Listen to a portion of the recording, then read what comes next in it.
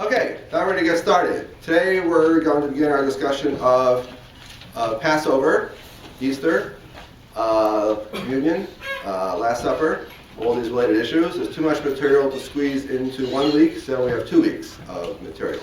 So just to give you the lay of the land. Today we're looking at biblical material on the Paschal sacrifice and attendant rituals from the Hebrew Bible. That's today.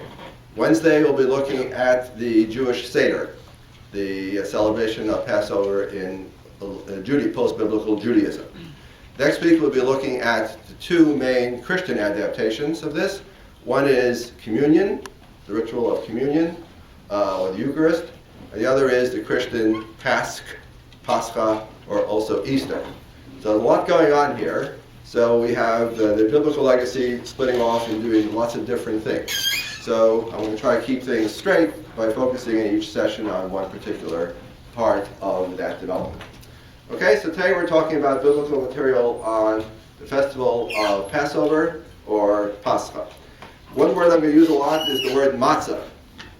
I'll be using that word a lot today and on Wednesday. So what is matzah? Here I found on the web a nice picture of a matzah, right? This is a close-up view of matzah. Now I'm going to ask you in 1 second, what are all these little holes in the matzah? You see that little holes there?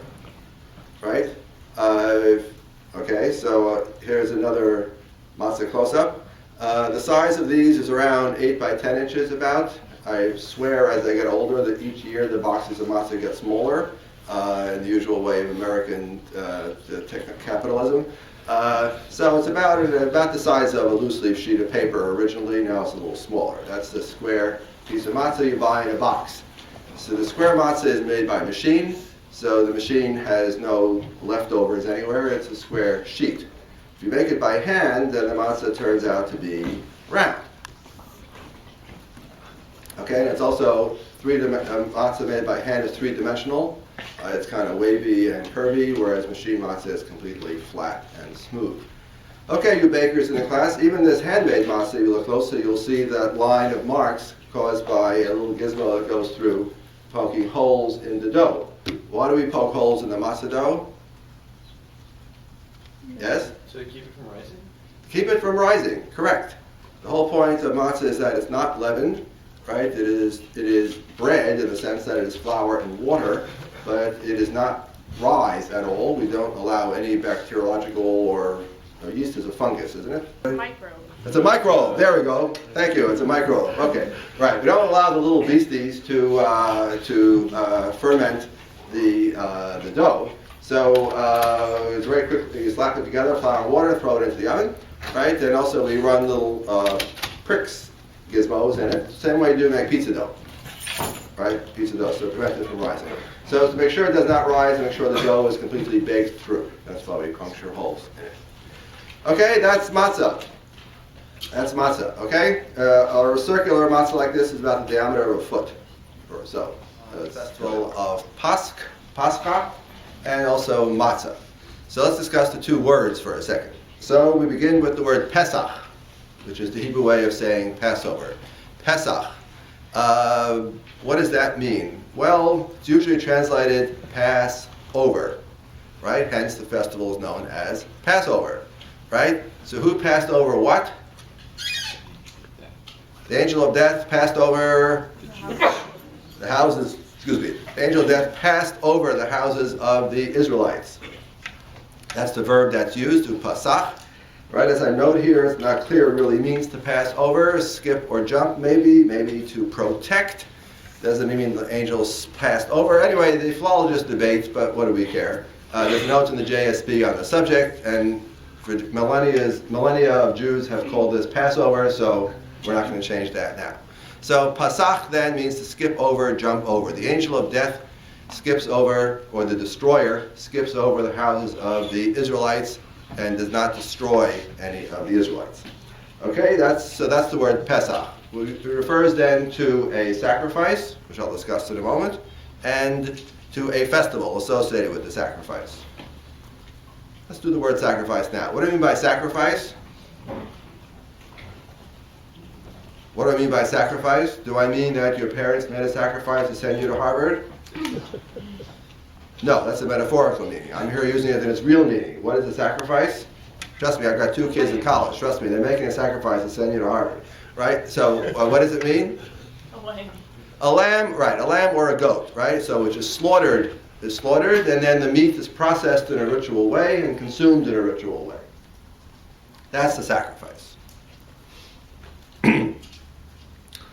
Okay, we're also going to talk about matzah. I already showed you pictures of matzah. Matzah then is simply unleavened bread, a word of uncertain etymology, but it clearly means unleavened bread that has not been allowed to rise. Okay, let's get to work then. We have the vocabulary, Pesach, referring to the sacrifice of a lamb or a goat, and the ritual processing of the meat and the blood and so on. And we have matzah, unleavened bread. Okay, let's go to work. The Torah sometimes conflates, sometimes distinguishes a 1-day Pesach festival from a 7-day matzah festival. This is already getting confusing. Right? In popular parlance, if you went to Hebrew school, right, you know that we talk about the festival of Passover. And how many days is the festival of Passover? 7/8. Right. In the Torah, it's a 7-day festival, right? Then later Rabbinic Judaism, for complicated reasons, it turns out to be an 8-day festival, which I won't pursue at the moment. So we have a 7-day festival, and it's loosely called the festival of Passover. If you read the Hebrew biblical text carefully, and no doubt you do, then you will notice sometimes some very disturbing phenomena that the texts don't always say what I just said. We have a 7-day Passover festival, a 7-day Pesach festival. Rather, we seem to have a much more complicated scenario going on, and evidence that lurking behind this was a very complicated and history. So, the main text is Exodus chapter 12. Where are we in the story? We've already had 9 of the 10 plagues. The Israelites are enslaved in Egypt by the wicked Pharaoh, right? Moses and Aaron, the Redeemer brothers, right, have brought 9 out of 10 plagues upon the Egyptians, but the wicked Pharaoh is obdurate. He is not going to release the Israelites. So God says, 1 more plague will I bring upon Pharaoh. 1 more, and that'll do it. And that is the plague of the death of the firstborn. Right, that all the firstborn Egyptians shall be slain in one evening in a miraculous display of divine might, and then Pharaoh will finally relent, allow the Israelites to leave. So it is that critical moment, just before that final fateful evening on which the firstborn are killed, that is the Passover. That's the setting for Exodus chapter 12, which lays out in great detail the rules and laws, rituals regarding the Paschal sacrifice. Paschal, that's the noun we use from Pesach, right? So Paschal, P-A-S-C-A-L or P-A-S-C-H-A-L. We really should have an H in it. Okay, Paschal. Okay, Exodus chapter 12. On the 14th day of the first month in the evening is Pesach, followed by a 7-day matzah festival. Let's keep this straight. Okay, I'll talk about the calendar for a second, a brief digression, then go back to Exodus 12. How does the Hebrew calendar work? Answer. This is another complicated. This is a swamp. Trust me on this one. You don't want to get stuck in this one. So I'll have to go very fast and tread very lightly over here. Okay, what does a month mean? A month.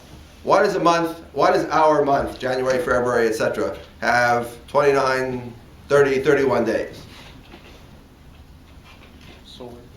Because we take the solar year and divide it by 12. Our months have no connection with the original month. What does the word month come from? Moon. Does our month have any connection with the moon? 0. We have the period of time, which is more or less a lunar cycle. It's actually more than a lunar cycle. Right? But our month, the new moon could come on the first day of the month. The new moon could come on the 15th day of the month. It doesn't matter. It's completely random. In the Hebrew Bible, apparently, a month really was lunar. Or, at some point in the history of the Hebrew-Jewish calendar, the month really is lunar, i.e., the new moon is on the first day of the month, or the last day of the previous month. The 14th or the 15th is the full moon, And then the 29th day of the month, or 30th, is then the new moon. The problem is, if you have a month of 29 or 30 days of lunar month, then it adds up to 354, depends on what you multiply. It adds up to 354. A typical lunar year is 354 days, right? If you math majors, you can sit down and see how it works out. 354 days. It's 6 times 30 plus 6 times 29 is 354. 354 days of the lunar year is 12 lunar months is too short to fit the solar year. Now that's okay if you don't worry about the fact that the months will go through the seasons.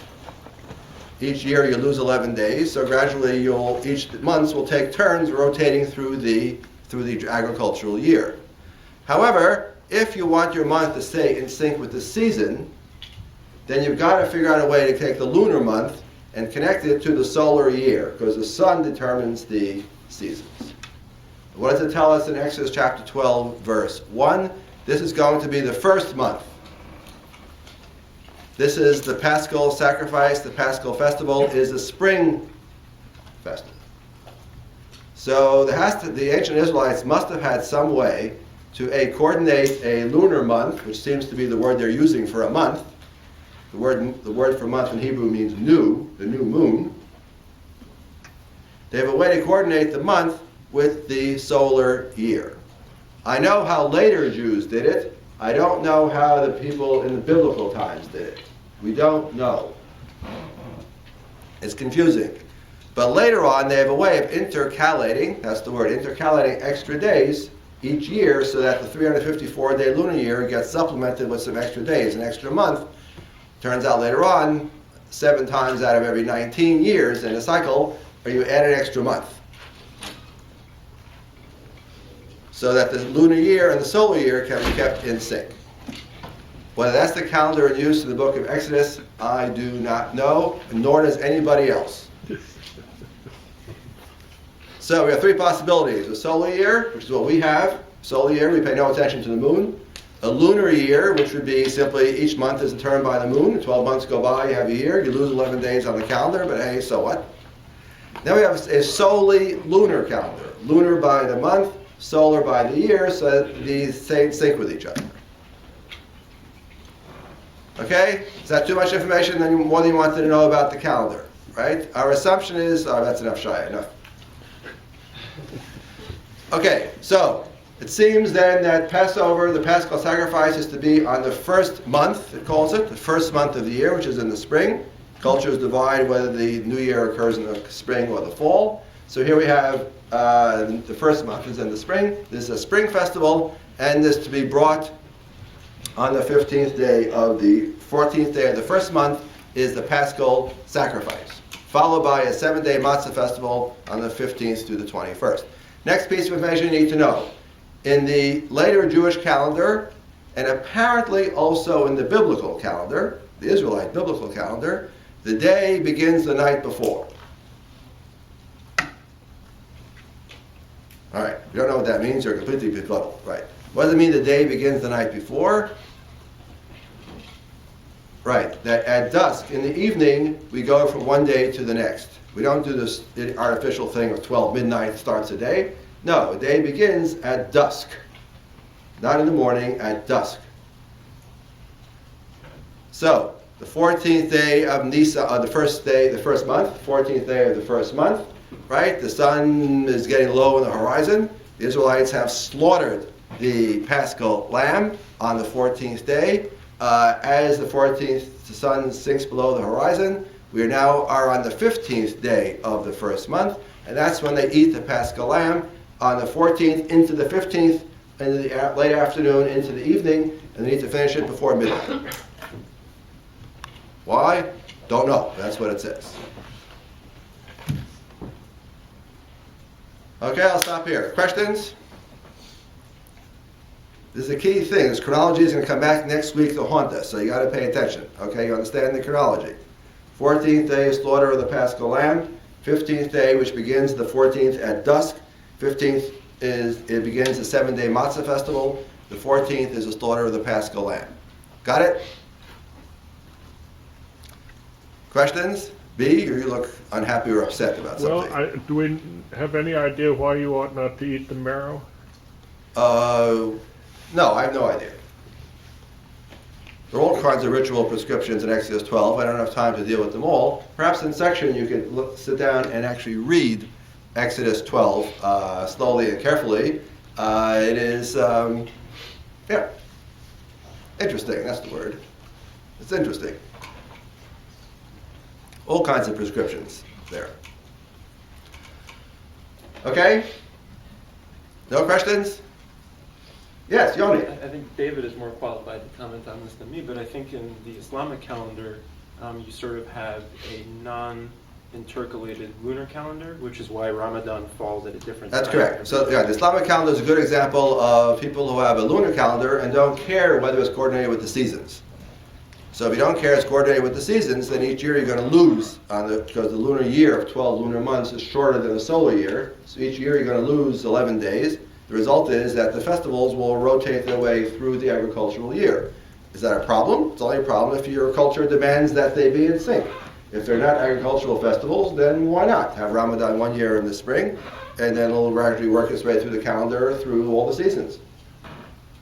That's not a problem unless your culture demands it, that makes it so. Okay, David, did I say anything wrong on that, or we're cool? Okay, questions? Good. 5 minutes on to remind me. Okay, Exodus 12. Okay, that's the first. There we go. There, I gave you a brief digression. So the 14th day of the first month, the 14th day is Pesach, followed by 7-day Matzah festival. That's in Exodus 12. Then you got a bunch of other passages, and here's where the mind begins to boggle, right? Just trying to make sense out of all this. Exodus 23 is a festival calendar of 3 pilgrimage festivals, only mentioning a 7-day Matzah festival, and leaves out completely a 1-day Pesach festival, a 1-day Pesach festival. No specific date is given. Leviticus 23, 14th day of the first month is Pesach, 15th day is the 7-day Matzah festival. That's like Exodus 12. The real doozy is Deuteronomy 16. Deuteronomy 16 is a killer. Deuteronomy 16 says that altogether you have a 7-day festival. The first day is Pesach, followed by 6 days of a matzah festival. According to Exodus 12, Leviticus 23, you have the 14th is your Pesach festival, followed by a 7-day matzah festival. Deuteronomy seems to suggest that the two have been thoroughly conflated, and that it seems to be the 15th is the first day, which seems to be a Pesach, followed by a 6-day matzah festival. So what happened to the 14th? What happens to the separation between Pesach and matzah? In Deuteronomy, don't know what to do. But I do know this. One passage in Exodus, it says explicitly, 7 days you shall eat matzah. And in Deuteronomy, the parallel passage says, 6 days you shall eat matzah. Is that a problem, class? No. Yes and no. Good. It's a review. It's a review question. Is that a problem? Yes and no. Yes. It sure looks like a problem to me. But of course the answer is no. Why? Contradictions are only apparent. Contradictions are only apparent. You have to know how to interpret it. So how did our rabbi solve this one? Look at the notes in the JSP. The rabbi said it's only an obligation to eat matzah on the first day.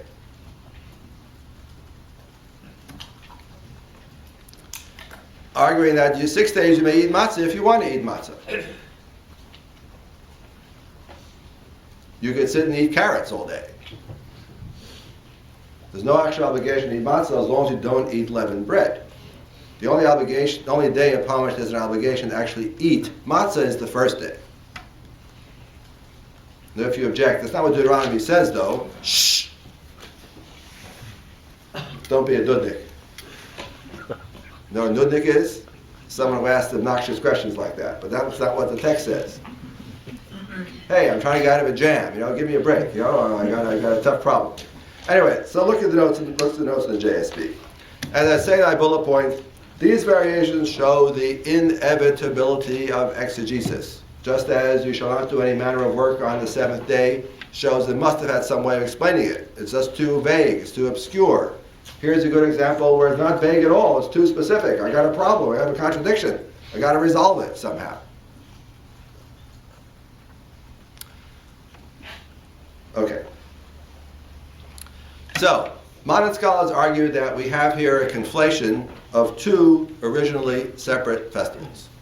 This, for our purposes, doesn't really matter, but hey, let's just try to solve these problems quickly. Right? Modern scholars say these contradictions, these tensions, this parallel terminology, Pesach, Matzah, suggests we have two separate festivals that have been conflated. On the one hand, we have a Pesach festival. Pesach is a sacrifice, pastoral in origin. That's why you're slaughtering lambs and goats, because it has to do with the flocks. And it is apotropaic. A word I can use casually now in conversation. Yes, so what is apotropaic? Oh, good. Delighted. Right. Averting evil, turning away evil or destruction. Right? That's what's lurking behind the story of the Paschal sacrifice. Saves the Israelites from a destroyer. It is apotropaic. Turning off evil. Protecting flocks, protecting the firstborn, protecting the young, or something like that. We sacrifice the one to protect the others. Then there's a matzah festival, which seems to be agrarian. Fresh harvest, early spring harvest, fresh sprouts, that kind of stuff. Right? Why is it unleavened? I don't know exactly. Look at your anthropologist friends, they'll try to explain it to you. But it has to do with spring, harvest, beginning of the agricultural cycle, beginning of the agricultural year, etc., etc. The 7-day matzah festival. One agrarian, one pastoral, one apotropaic, one celebrating the natural cycle. And these festivals of their own mysterious origins were juxtaposed and then conflated. So the Paschal sacrifice, the Pesach sacrifice is home and family based, right? That's the whole point of Exodus chapter 12. Exodus chapter 12, each family, each clan is to slaughter a lamb and eat it. After all, a nuclear family of mom, dad, and 2 kids can't eat a whole lamb, right? So how are you going to consume a whole lamb in one sitting? Answer, you invite Uncle Morris and Aunt Sylvia, and the whole family over, and then you've got a big family feast, right? So it's fundamentally a family feast, and it's done by tent, right? Each tent, presumably each clan gets together and has its own lamb, which was slaughtered and consumed on that evening. So it seems to be a home-based ritual, right? Ritual by tent. Later on we would say by house or by household. As opposed to the Matzah festival, which seems early on to have been some kind of pilgrimage festival. What does pilgrimage mean? Not a trick question. Somebody tell me, what's pilgrimage? Good thing I asked. Yes, what's pilgrimage? Traveling to a holy site. Good, right. So it would be a travel to a holy site, you're not just a tourist, right? You want to go see Notre Dame, the cathedral, right? You want to go see Oratoire Saint-Joseph in Montreal, right? It's not just a tourist, you're a pilgrim, right? You're there on a religious mission, usually to a religious site, and you think you're fulfilling some obligation. The famous example everybody knows, of course, the Muslims have an obligation to go on pilgrimage at least once in a lifetime to Mecca. Okay, so similarly we're told in the Torah that Israelites are to go on pilgrimage to the sacred center, and this is the language most characteristic of Deuteronomy. That you go on pilgrimage to the sacred site, wherever that sacred site be, class. This is not a trick question. The temple in Jerusalem. The temple in Jerusalem. Now Deuteronomy pulls a fast one, because Deuteronomy is the same book with that mysterious 6 days you shall eat matzah. That's the same paragraph, has that very troubling line, right? Deuteronomy is also the one which combines Pesach, matzah into one 7-day festival, and it is to be celebrated at the central shrine. In other words, in Deuteronomy, the Paschal sacrifice is not a household sacrifice in your tent with Uncle Joe and who I said before, Uncle Maury and Sylvia, right? All in the big tent. Rather, your family is to get up and go on pilgrimage to Jerusalem. Language in Deuteronomy is the place that God has chosen there His name to dwell, and there you are to celebrate the Pesach Matzah festival. So it's not to be celebrated in your house, it's to be celebrated in the central shrine. That's another innovation of Deuteronomy.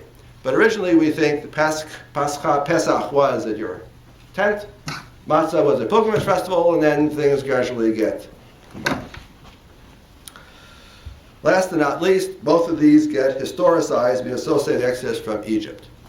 Now, as we imagine that the original Pesach, if it's protecting flocks and herds from the destroyer, has nothing to do with the Exodus from Egypt, according to modern Bible scholars. Similarly, the matzah, if it's part of some agricultural cycle celebration, nothing to do with the Exodus from Egypt. But the Torah is already historicizing these events, these rituals, trying to take these rituals and put them into the context of the sacred history of the people of Israel. So, why do we eat matzah, class, according to Exodus 12? Why do we eat unleavened bread? It's an agricultural celebration. No. That's, I just told you, that's what the modern Bible scholars say. So, of course, that's correct. That's not the answer I'm looking for at this moment. In Exodus chapter 12, why do we have unleavened bread? Why do we eat matzah? You're fleeing from Egypt. So We're in a big hurry. sit around. We're in a hurry to leave, right? Any of you make bread in your bread machine? You know, typical cycle is 3 hours and 40 minutes, right? Well, a matzah cycle is 18 minutes.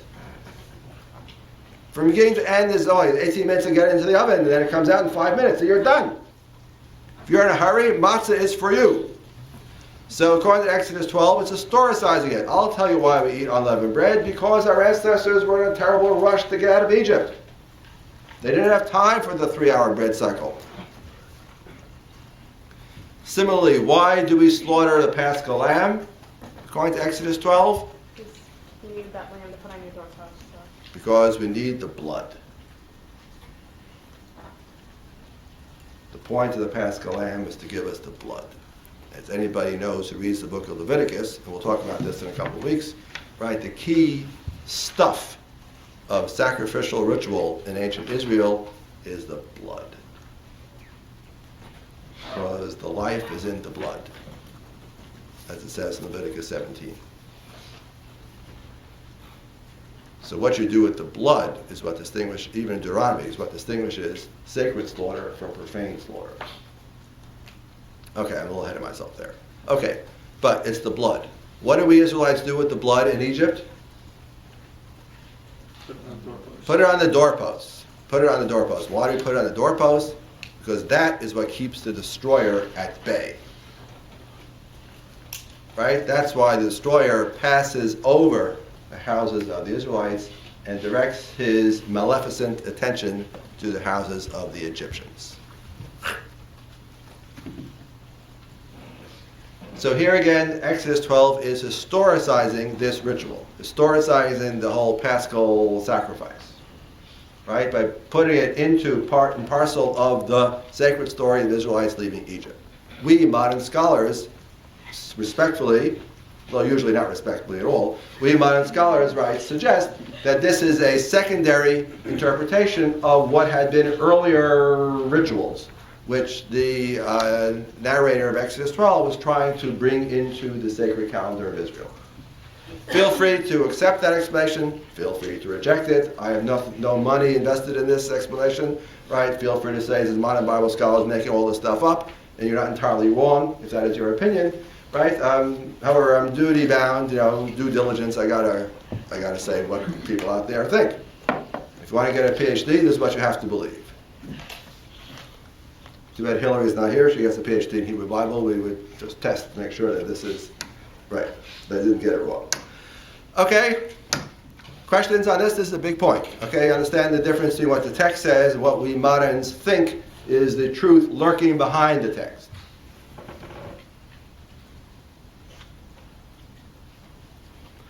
Okay, let's look briefly at that ritual in Exodus 12, then we go on to the next big point. So what do you do according to Exodus 12? All right, what actually is the ritual? So we take a lamb or a goat. We set it aside on the 10th day of the month to prepare it for slaughter on the 14th day of the month.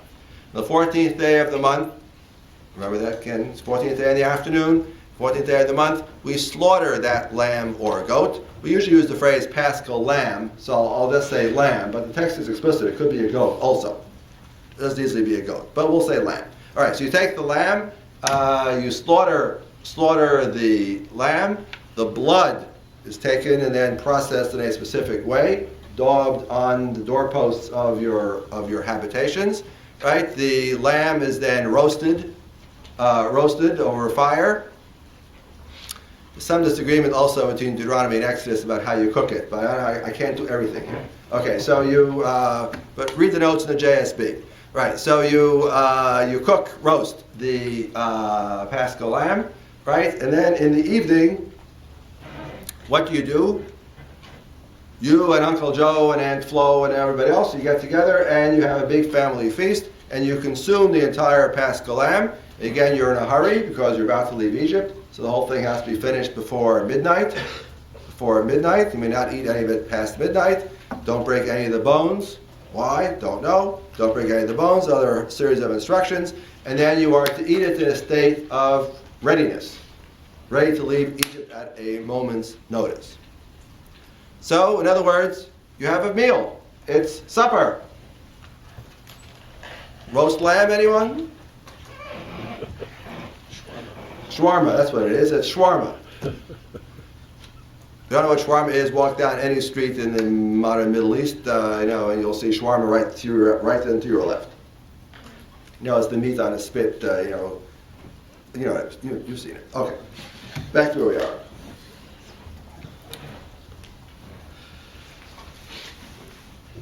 Now, yes, question. Yes, sir. Why is the lamb burned after, midnight, if there is none left over? Is there a reason for burning it? There's definitely a reason. Definitely a reason. You can ask me now what that reason is, and then I'll tell you I don't know what it is. But I'm sure there's a reason.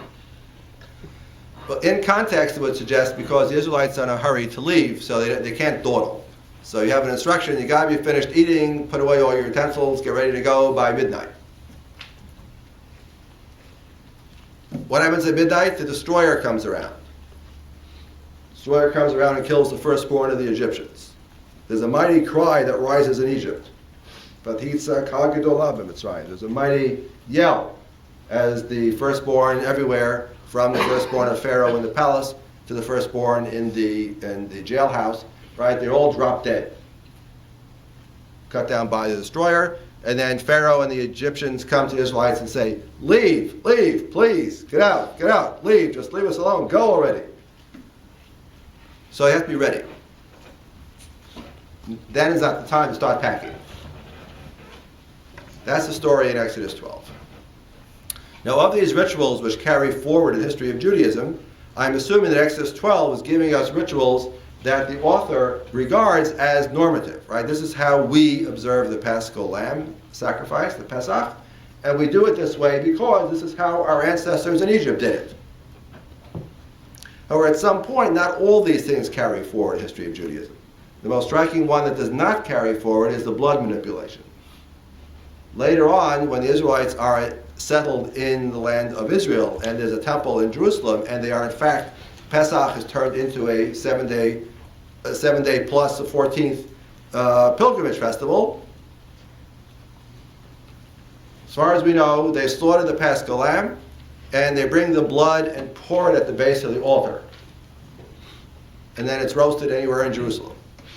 Anywhere you can find a spot. Remember, there are hundreds of thousands of pilgrims, so it must be pretty crowded. Anywhere you can find a spot, you set up shop, and you roast your lamb, and you get together with your family unit, and you eat it. And no blood is daubed on any doorpost, lintel, or house. So that blood ritual does not carry forward. Next big point for anticipation of Wednesday and our discussion of the emergence of the Seder. This is the only festival in the Torah accompanied by a commandment to respond to children's questions. Right? The Torah has lots and lots of commandments, lots of rituals, thou shalt not, to be sure, including a sacred festival calendar. Classic text is Leviticus 23, which I already alluded to earlier. But this, out of all the festivals on the sacred calendar, or the Sabbath, the weekly calendar, or the annual calendar, this is the only festival associated with an educational or educative pedagogical function. That as you observe this festival, your child will come to you and ask you something, and then the text says, and this is what you shall say. And the text, the Torah, does this more than once. The canonical number, of course, does it 4 times, but it actually does it more. Anyway, so this is interesting. There was a text that's also telling us something, that only the festival of Pesach - matzah, if I can conflate the two, right, has this educational function. So here we see the text. Exodus 12, good example. We enter the land the Lord will give you as he promised. Observe this ceremony. Okay, that's fine. And when your children ask you, what does this ceremony mean to you? Your children don't ask you, what does the Sabbath mean to you? The children don't ask you, what does the Sukkah festival mean to you? But the children will ask you, what does this ceremony mean to you? This ceremony, presumably this Pesach Matzah complex. Your children ask you, what does this ceremony mean to you? Then tell them, it is the Passover sacrifice to the Lord. Pesahu, right, it is the Pesach of the Lord, who passed over, that's the pun, right, who passed over, asher pasach in Hebrew, the noun, and then followed by the verb form, who passed over the houses of the Israelites in Egypt, spared our homes when he struck down the Egyptians. I'm not questioning, heaven forbid, the truth of the narrative. This is consistent with itself. Just that now this historical fact has now been turned into a ritualized question and a ritualized answer. And there's only Pesach - Matzah which has that feature. So here we see a bunch more examples. 13. For 7 days eat bread made without yeast, and on the 7th day hold a festival to the Lord. Okay, well, that's no problem there. Eat unleavened bread, blah, blah, blah, blah. Verse 8. On that day tell your son, I do this because what the Lord did for me when I came out of Egypt. So here we don't wait for the kid to ask the question, we simply instruct the kid. Again, this is the only festival that has this aspect. Okay, then we'll skip on Exodus, Exodus 10 is an interesting passage. This is God speaking to Moses. Go to Pharaoh, for I have hardened his heart and the hearts of his officials, so that I may perform his miraculous signs of mine among them. Okay, all of us moderns don't like this. We always object. We always think Pharaoh's not getting a fair shake. How come God hardens Pharaoh's heart? It's not fair to Pharaoh. To which my quick response is, yeah, but he was a no-goodnik, so it's okay. That's the brief response. God hardens his heart because he wants his heart to be hardened. Okay, that's a complicated problem, which are not our issue to discuss here. Let's continue, verse 2. That you may tell your children, mention how I dealt harshly with the Egyptians and how I performed my signs of the Lord, that you may know that I am the Lord. Thus God is saying, in this text, I need an opportunity to display my power. Many people ask, why did God need 10 plagues? Couldn't God come up with, drop the atom bomb up front, and that would bring a whole end to the whole mess? Well, in 1941, we didn't have the atom bomb. Okay, but God has the atom bomb already lined up, so why does he have to wait with 10 plagues? Answer, because it will not have this educative function if it goes over too fast. It needs time to sink in. Pharaoh and the Egyptians need to be fully impressed with the power of the Lord, and no less so the Israelites themselves, who need a display of divine power. That's why you need a string of plagues. And that's why you save the big ones for the end.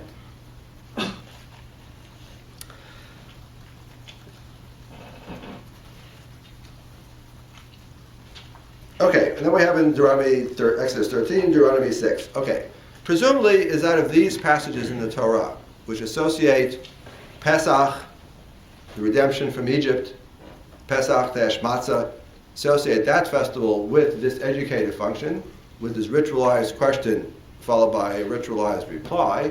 Presumably here is where we're going to find the origins of what will later on become a Seder. And that's what we'll be talking about on Wednesday. What is a Seder? Well, the word Seder in Hebrew literally means order or arrangement.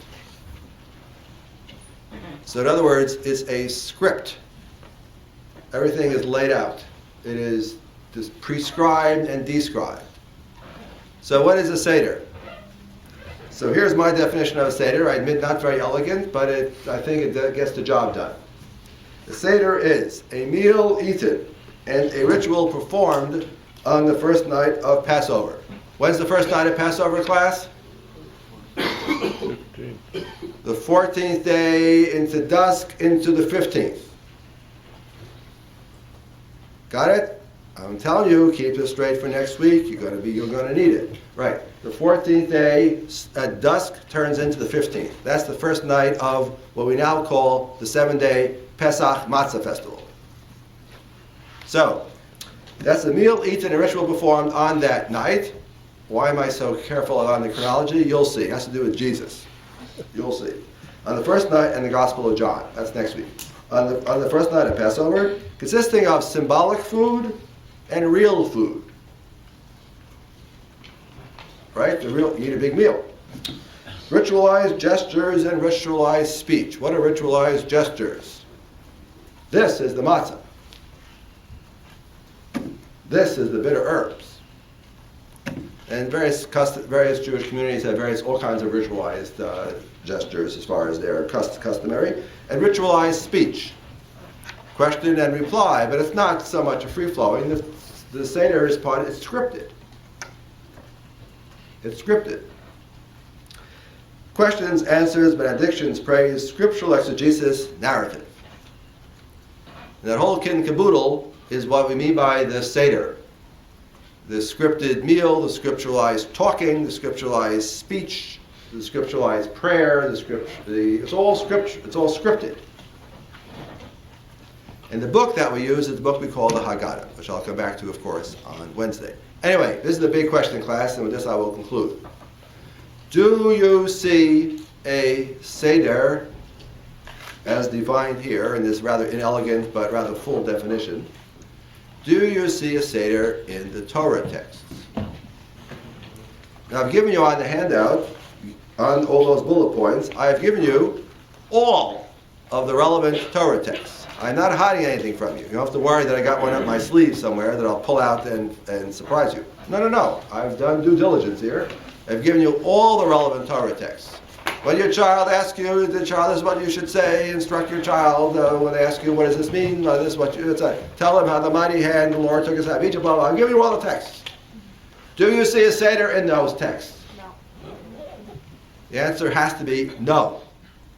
You do see something unusual, right? You do see this educational function of Passover, which is not associated with any other festival in the Torah, not even the Sabbath. So that's something. But I would argue that's the hook upon which the Seder will later on hang. Or that's the spark, if you want. Or that's the catalyst. Or I don't know, whatever word you want. Right? That will explain where the Seder comes from. And not surprisingly, these verses, these paragraphs, loom large in the Haggadah text, in the scripted text. We play up and read aloud these verses which say, the father must teach his son, must reply to his son, and if your son asks you on such as, child. If your child asks you on such and such a day, this is what you should say and reply, and so on. We play up those texts in the Seder ritual itself, as if to say, this is how we are fulfilling the mandate of Scripture. But Scripture itself does not have this whole rigmarole, this whole series of scripted, ritualized acts surrounding the Paschal eating of the Paschal lamb. And ultimately that's what turns the eating of the Paschal lamb from a meal into a Seder. It is all this scripted stuff. So, repeat, do we see that scripted stuff in Scripture? No. No. We will see it, however, on Wednesday when we look at the rabbinic Seder and the rabbinic Haggadah text.